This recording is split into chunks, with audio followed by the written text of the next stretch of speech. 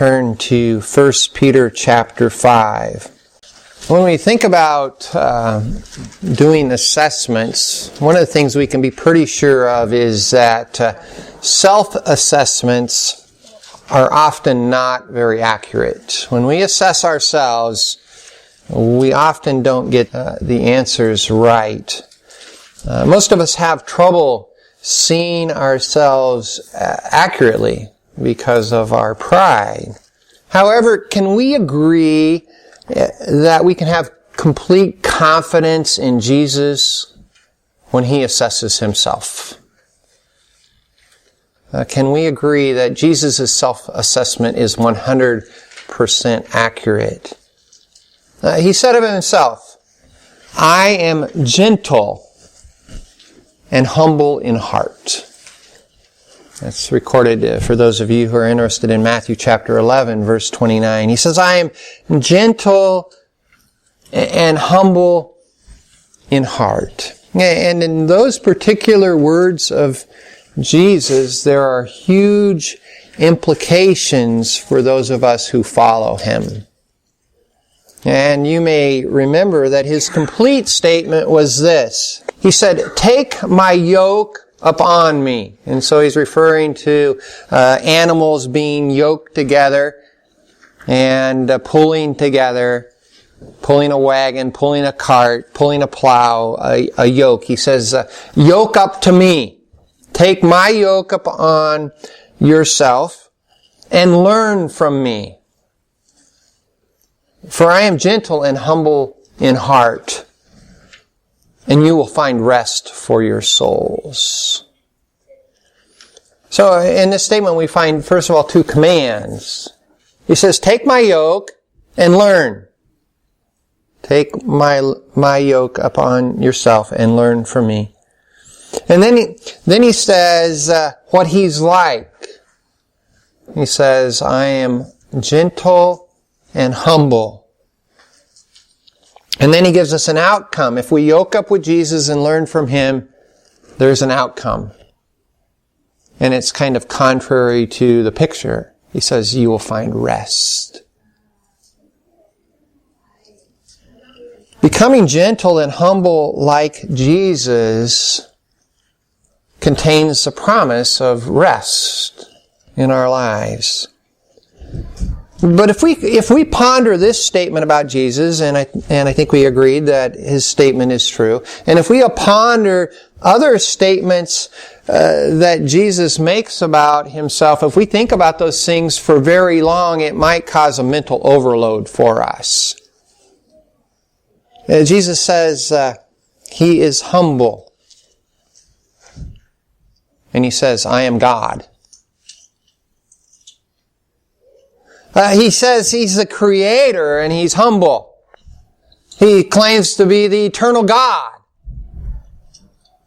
And He's humble. He claims to have all power and know all things, and He's humble. He is those things, and He asserts that He is humble. The common impression is that humility is weak-spined. Humility, being humble, is yellow-bellied and impotent. And it's simply inaccurate. It's an inaccurate viewpoint of what humility actually is. Romans chapter 12, verse 3 offers us a concise biblical definition of humility. And it says that we are not to think more highly of ourselves than we should. In simple terms, pride is thinking more highly of yourself than you should. And humility is thinking of yourself accurately. Accurately. And so when Jesus claims to be humble and He claims to be God, there's not any conflict. Because He is. He's God, and He sees Himself accurately. He is God, and for Him to say so is accurate and therefore, by definition, humble. We need to learn to be like Jesus. We need to learn to be humble. And for us, being humble is saying, I'm not God, right? Jesus could say he was God and be humble, but we're not. And have you ever stopped to consider how important humility is, being humble is, in your relationship with God? You can't have faith without being humble. You can't repent. You can't repent of your sin without being humble. You can't please God without being humble. You can't have salvation without being humble. Spiritual growth is becoming more like Jesus, and this includes becoming more and more humble. Humility is one of those things that are a little bit slippery, kind of like a fish right out of the water, you know. It's something that we try to grab onto, and the tighter we grab it, the more it shoots out of our grasp. It's good for us to be humble. And in 1 Peter chapter 5, we find there are some specific benefits that are identified, associated with being humble. And so let's read together. 1 Peter chapter 5, we'll read down through verse 6. So Peter's writing, and he addresses a specific group of people here, a couple groups of people. He says, therefore I exhort, or I encourage the elders among you as your fellow elder and witness of the sufferings of Christ, and a partaker also of the glory that is to be revealed, that you shepherd the flock of God among you, exercising oversight, not under compulsion, but voluntarily, according to the will of God, and not for sordid gain, but with eagerness, nor yet as lording it over those allotted to your charge, but proving to be examples to the flock. And when the chief shepherd appears, you will receive the unfading crown of glory. You younger men, likewise be subject to your elders, and all of you clothe yourselves with humility toward one another, for God is opposed to the proud, but gives grace to the humble. Humble yourselves, therefore, under the mighty hand of God, that He may exalt you at the proper time. And we'll just stop right there. So we find several benefits associated with humility. And the first benefit is that when we're humble, our relationships are better. When we're humble, our relationships are better. So as he begins in verse 1, he's addressing elders or church leaders. Verse 5, he says, you younger men. And then the second part of verse 5, he says, all of you. All of you. And he says, all of you, and there's a command here, clothe yourselves with humility toward one another. And so he's talking about our attitude, our perspective toward each other. And we're to clothe ourselves with humility. Each Christian. What is humility? We could say humility is simply believing the truth. Right? Being humble is seeing yourselves and seeing things accurately. And humility is having faith, is believing the truth. It's knowing the truth about us. It's knowing the truth about God. It's knowing the truth about others and believing it. And in some ways, humility, being humble, equals faith. When you have faith, you're humble. Because when you have faith, you know the truth, you believe it, you accept it as true, you trust in it, and you act on it. And so the person who has true faith, biblical faith, is going to be a humble person. Notice that it's not an automatic thing. There is a command here. And the command is to clothe yourself, to put on humility. It's not automatic. It's not, you pray to trust in Jesus, you're born again, you become a Christian, the Spirit of God dwells in you, and all of a sudden you're humble. We have a responsibility to clothe ourselves with humility. It's not playing dress up. It's not putting on outside appearances. It's not putting on a thin veneer to make other people think that we're humble. It is to put into our lives humility so that we think and we behave according to the truth in our relationships with others. And it's no matter who we are, humility is appropriate. One of our presidential candidates seems to be anything but humble. Maybe all of them, but one in particular seems to have a greatly overinflated view of himself. We're not naming names today.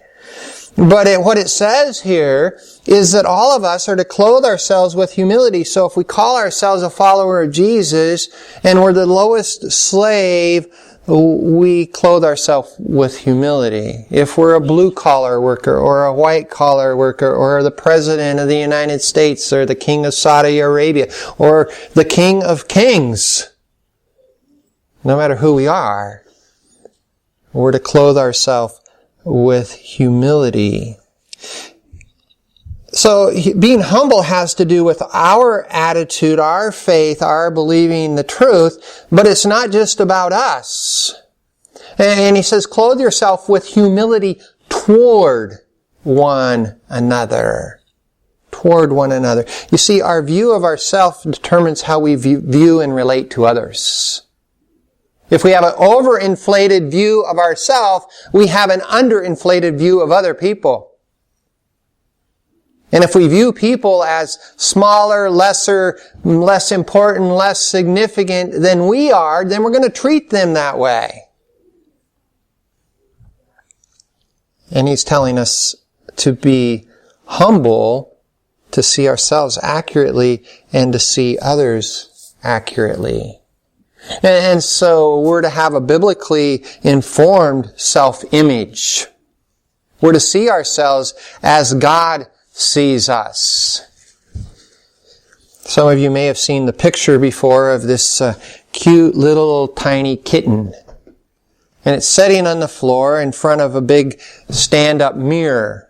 And as it looks into the mirror at itself, it sees a huge, majestic king of the jungle lion. That's how it views itself. And sometimes we view ourselves in similar ways instead of viewing ourselves accurately. One of the things that sometimes is confusing is people think that, well, if you're humble, then we're all equal. But humility does not erase or eliminate our differences. We're different. We're different in so many ways. We're different in gender and age and positions and roles and all of those things. And humility is seeing ourselves as we truly are. Humility doesn't equalize everyone, other than it makes everyone see themselves as they truly are before God. Humility does not eliminate the different roles or positions or relationships we have in life. And so we all are to respond if we're in a position of submission or a position of authority, we're to clothe ourselves with humility. And that looks different in those different roles. Being humble enables us to recognize those things that are common to all of us and recognize that they're most important. And those of you who have read my book on raising kids, I asked the question, what's the difference between a child and a parent? Well, how are they different? And in there I talk about the differences, but I also emphasize that on all of the most important things, there's no difference between the child and the parent. They're all sinners who need a Savior. They're all saved by God's grace. They're all going to answer to God for their life. And all the other things are secondary. But right now, they're in a relationship with one another. And humility doesn't eliminate that relationship. It causes each one of us to accept the responsibility of that position that we fill and to respond accordingly. And so when we do that, then our relationships are better. Look back at verse 1. And so Peter is an apostle, right? Peter was the one Jesus called. Peter is the one who followed Jesus. He was on the Mount of Transfiguration. He was at the cross. He was in the boat when Jesus calmed the storm. He was there when Jesus broke the bread. Peter is the apostle. But notice how he writes. He's writing to the leaders of the churches where these people are, and he says, I exhort the elders among you as your fellow elder. As your fellow elder. He says, I'm God's servant. I'm not superior to you. I'm not greater than you. Although in some ways he was. But it's an attitude of humility that recognizes our place, our position, sees ourselves accurately. As you go through 1 Peter, there's a tremendous emphasis on submission. And submission is the manifestation of humility. If you are humble, then you will submit to one another. Ephesians chapter 5 tells us that if we're filled with the Spirit of God, that one of the evidences that is to walk in submission to one another. And then it goes on to define our different relationships, and there's authority and submission relationships in all of our relationships. What does he tell younger men in verse 5? Younger men likewise be subject to your elders. And so there's a submission that's a result of humility. When we see ourselves as God sees us, we're humble. And when we're humble, we see others as God sees them. And when we're humble, we treat other people appropriately. And when we treat other people appropriately, then life just goes better, doesn't it? It makes everything go a whole lot better. And when we're humble, it makes our relationships better. That's a benefit of being humble for us. And not least of those relationships is our relationship with God. And it should go without saying that if we're humble before God, our relationship with God is better.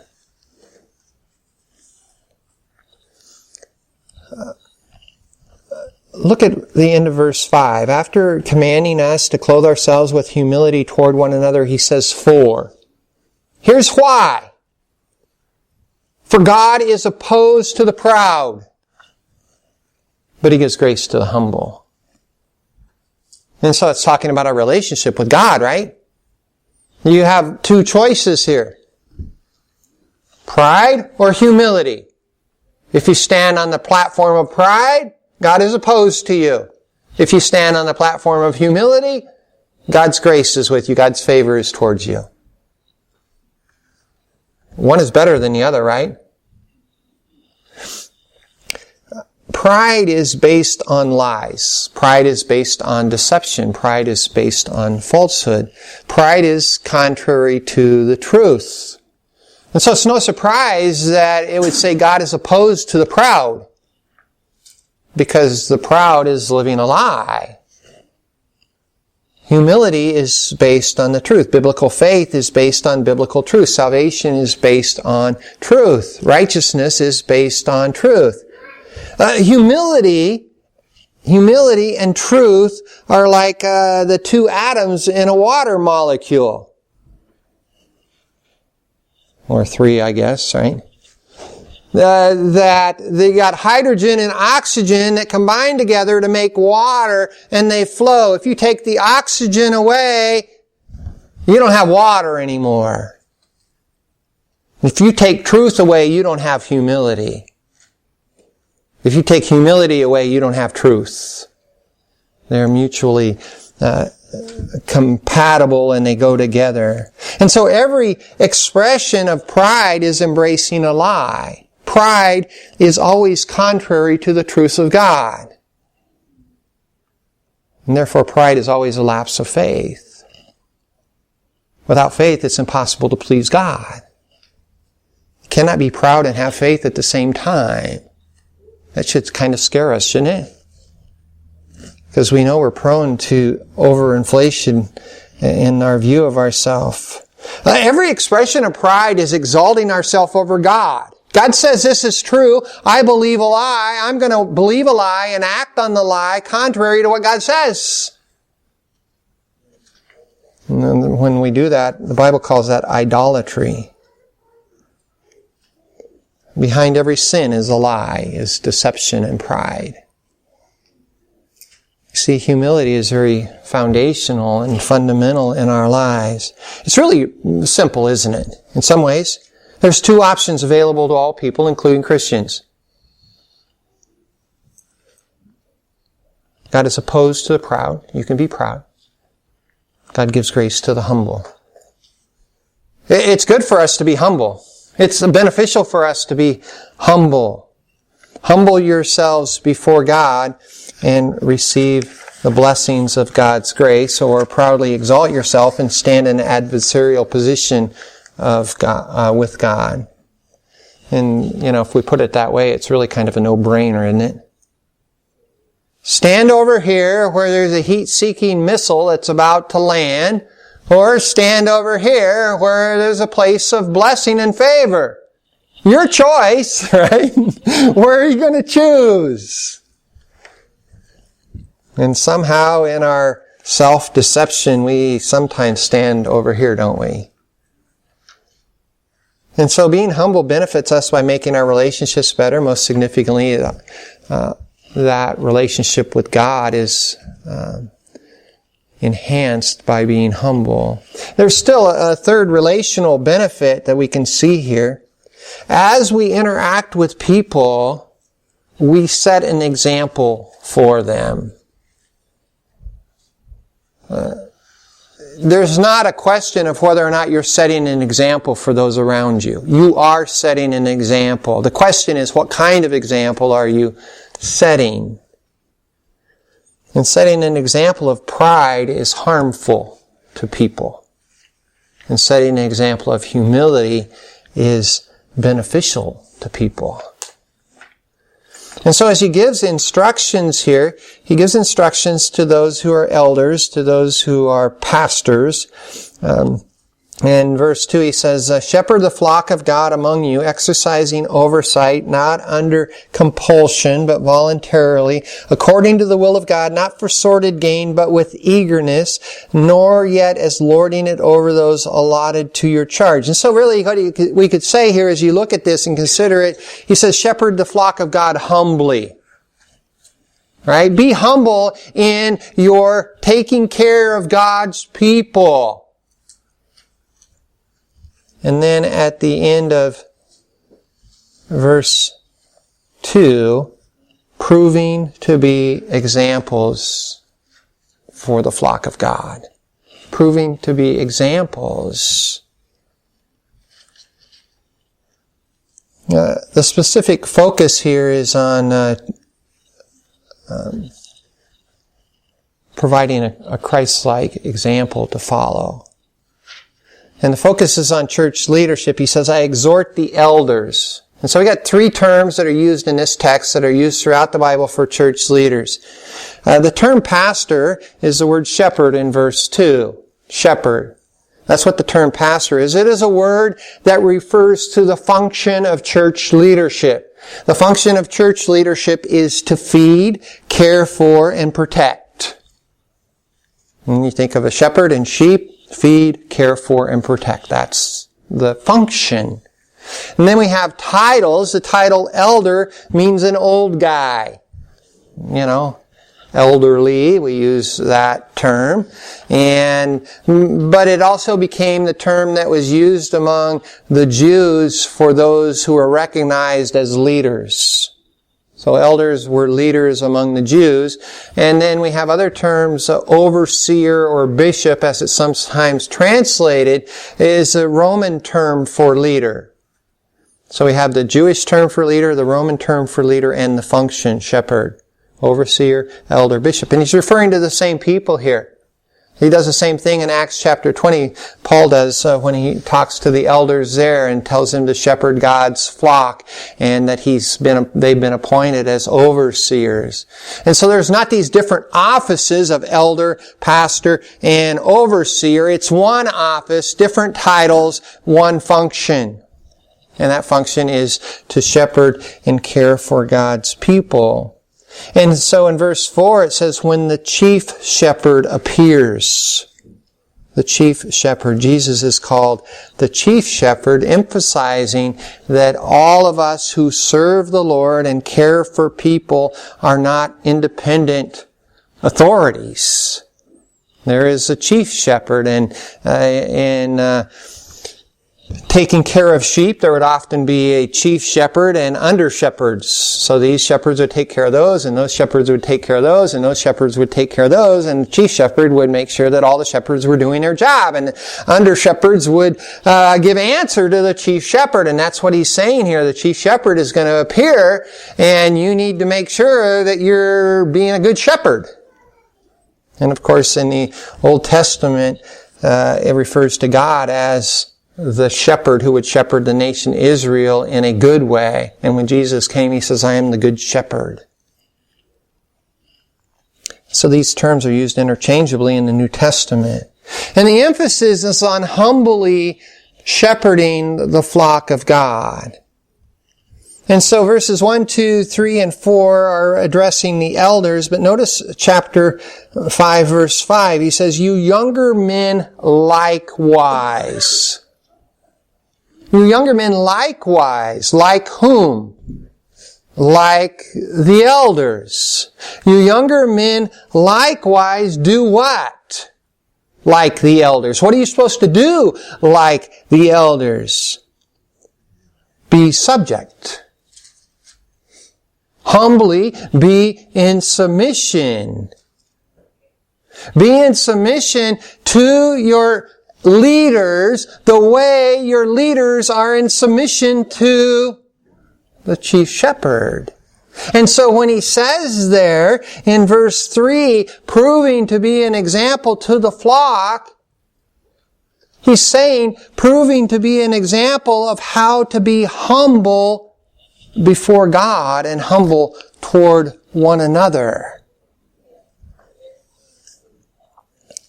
And so it emphasizes this aspect of submission, this aspect of humility.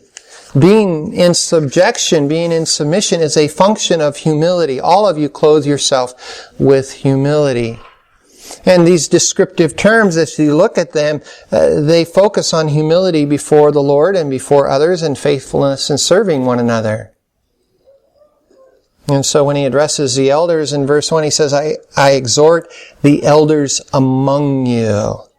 And in verse 2, shepherd the flock of God among you. See, God brings us into relationships with people, and our responsibilities vary depending upon our relationship with those around us. And I have a responsibility to those who are among us different than I do to those who are not among us. And God has brought us into this relationship, and I have a responsibility, you have a responsibility. And the focus here is on the local church. And he says, serve humbly. Younger men likewise, be subject, act in humility. If we are proud, I'm the dad, and I rule. Now, it's appropriate that the dad be the dad, and the dad exercise authority. I'm the husband. You'll do what I say. So there's this relationship, but there's the attitude of humility. And sometimes we do what it says here, verse 3, not nor yet as lording it over those allotted to your charge. We cannot deny the relationship and the responsibilities are different within those relationships, but in exercising those responsibilities, whether you're in authority or in a position of submission, you're to be in submission to God and act with humility. And when you dominate or domineer or crush those people under you because you have some position of authority, you're not being humble. And we have a responsibility to walk in humility rather than pride. And so if we're walking in pride, we're setting an example of pride. And if we're setting an example of pride, then we're setting a stumbling block before others. And so if I act in a proud way towards my wife, then my pride is a stumbling block to her. And if she follows my example of pride, then I'm leading her into sin. In the same way as fathers and mothers in whatever position we are in. However, if we're humble, then we lead them to follow God. And if we lead them to follow God, then it is good for us. We might look at this text and say, oh, he's talking about preachers and pastors and leaders. And that is true. But we also should look at this text and say, all right, this is what he tells preachers and pastors and leaders. And he says you're supposed to be setting an example. And the expectation is that the example that's being set, that he's being commanded to set, is the example that is to be followed. And one of the mistakes we sometimes make is that we sometimes look at the scriptures and say, well, here's the qualifications for church leaders. They're supposed to be this, this, this, this, and this. And everybody else is down here. And it's not accurate. Because we're all supposed to be growing to be like Jesus. And those who serve in a position of leadership are setting an example. That example should be followed. And if the leader is following Jesus and the example of the leader is being followed, then everybody's becoming more and more like Jesus. And that's what he's saying here. That we have a responsibility to set an example so that others can follow Jesus as well. And that example is an example of humility. And then we find another benefit in verse 4. He says, and when the chief shepherd appears, you will receive an unfading crown of glory.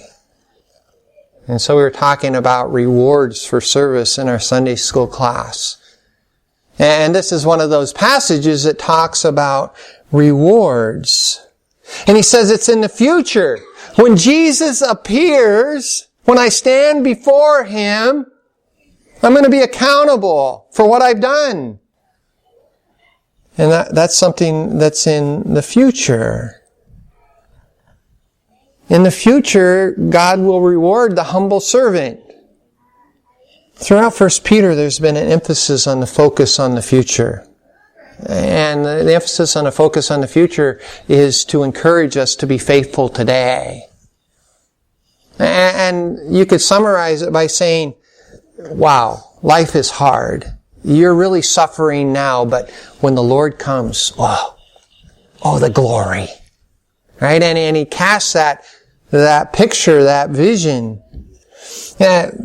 Over in chapter 4, he talked about faithfully serving God. In verse 10, he says, as each one has received a special gift, employ it in serving one another as good stewards of the manifold grace of God.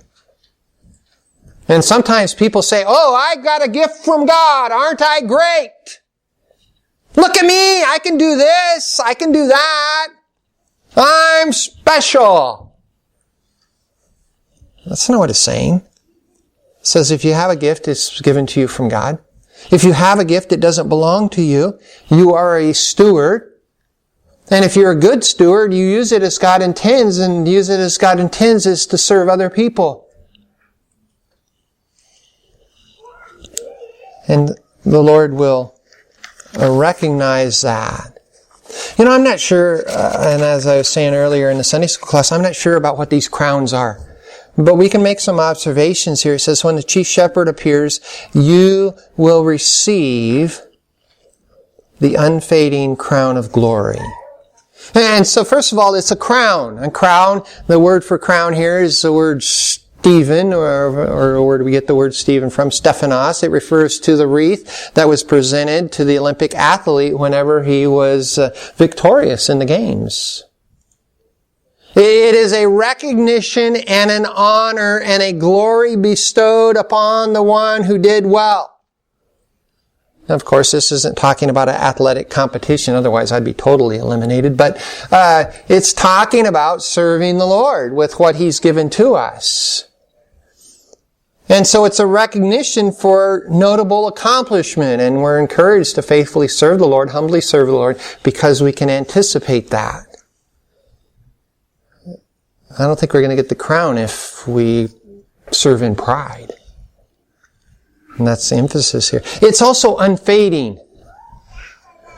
In this life, everything seems to fade.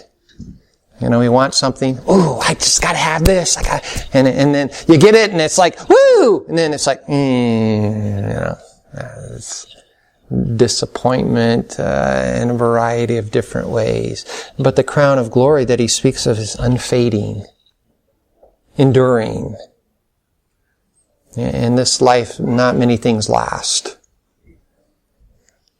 And it says it's a crown of glory, and it is referring to that which is spectacular. Pride is bad because it's rooted in lies. Pride is bad because it causes us to behave poorly. Being humble is very beneficial to us. And those benefits are summarized by the words of Jesus. Jesus said, "Take my yoke upon me and learn from me, for I am gentle and humble in spirit, and you will find rest for your souls." In humility, we find rest because we're recipients of God's grace. Our relationships on earth are better. We set an example for others to follow, that they might know the blessings that come through humility by trusting God, by faith in Jesus, that they might have eternal life. Humility is a gift of God's grace. And the gift of God's grace is certainly an amazing, amazing thing.